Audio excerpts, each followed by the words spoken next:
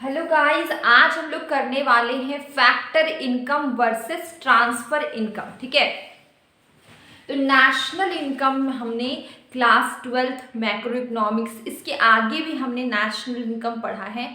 बहुत इंपॉर्टेंट होता है नेशनल इनकम, आपके मैक्रो इकोनॉमिक्स में आता है। ठीक है, मैक्रो इकोनॉमिक्स में क्या आता है? National income.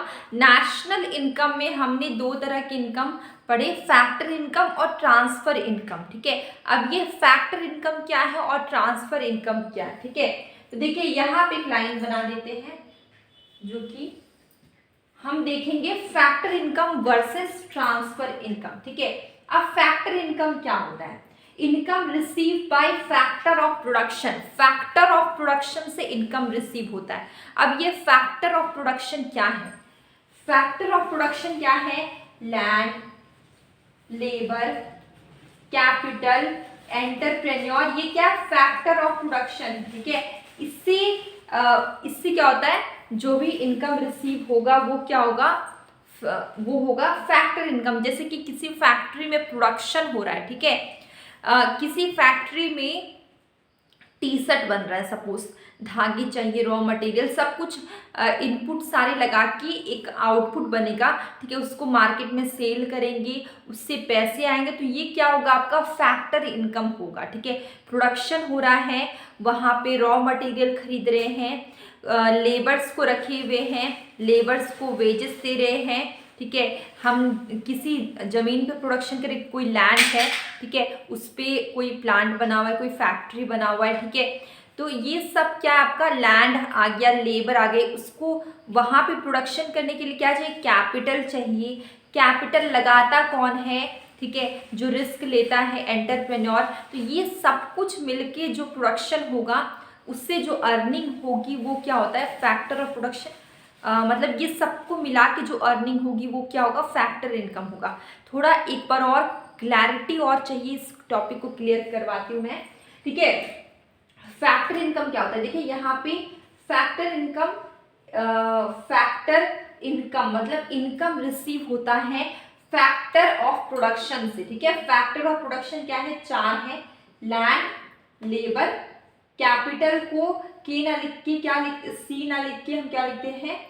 के लिखते हैं, और एंटरप्रेन्योर। ठीक है, लैंड, लेबर, कैपिटल, एंटरप्रेन्योर। ठीक है, तो यहाँ पे क्या है? Land, labour, capital, entrepreneur. ठीक है, ये हमारा चार फैक्टर ऑफ प्रोडक्शन है। अब देखिए यहाँ पे, अब हम देखते हैं कि ये जो फैक्टर इनकम है ये कैसे रिसीव होता है। तो फैक्टर इनकम के लिए हमें क्या चाहिए? सबसे पहले हमें चाहिए लैंड, ठीक है, जहाँ पे प्रोडक्शन होगा। उसके बाद हमें चाहिए लेबर, काम प्रोडक्शन करवाने के लिए, मशीन्स का यूज़ करने के लिए, प्रोडक्शन के लिए हमें कुछ लेबर्स चाहिए।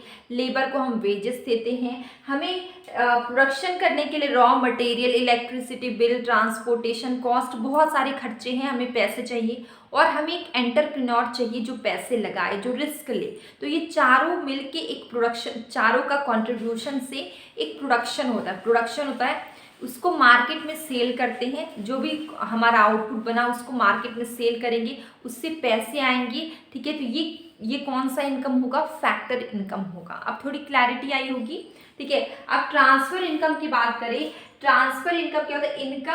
The income received by an individual without rendering any productive service in return. ये ट्रांसफर इनकम ऐसा इनकम है जहाँ पे ये वापस, इसमें कोई रिटर्न का एक्सपेक्टेशन हम नहीं रख सकते हैं। ठीक है, यहाँ पे कोई प्रोडक्टिव सर्विस नहीं है।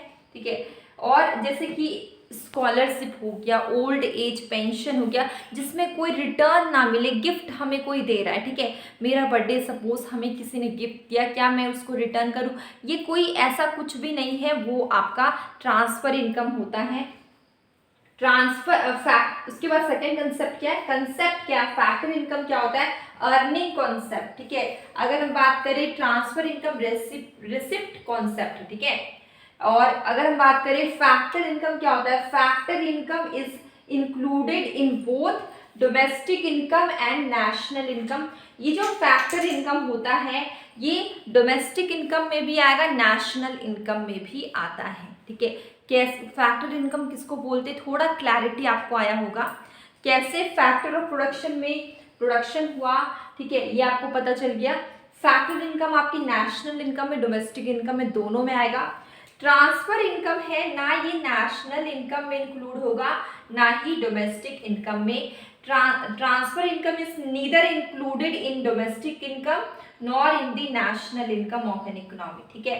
रेसिपिएंट की बात करें तो factor income is received by the factor of production. Factor income कहाँ से आता है, लैंड, लेबर, कैपिटल, एंटरप्रेन्योर, ठीक है। फैक्टर प्रोडक्शन कहाँ से आता है, लैंड, लेबर, कैपिटल, एंटरप्रेन्योर से आता है। अब देखिए लैंड, ठीक है, लेबर, लैंड के लिए रेंट देना पड़ता है, लेबर के लिए वेजेस, कैपिटल से इंटरेस्ट आता है, इंटरप्रेन्योर को क्या होता है, प्रॉफिट होता है। हमने जल्दबाजी में बताया लैंड से क्या आता है, रेंट, लेबर को क्या देना पड़ता है, वेजेस, कैपिटल में इंटरेस्ट, एंटरप्रेन्योर में क्या होता है, प्रॉफिट, ठीक है। और ये आपको समझ में आ गया। और अगर हम बात करें transfer income is received by house hold and the government, ये रिसीव कहाँ से होता है, हाउस होल्ड को और गवर्नमेंट को, ठीक है।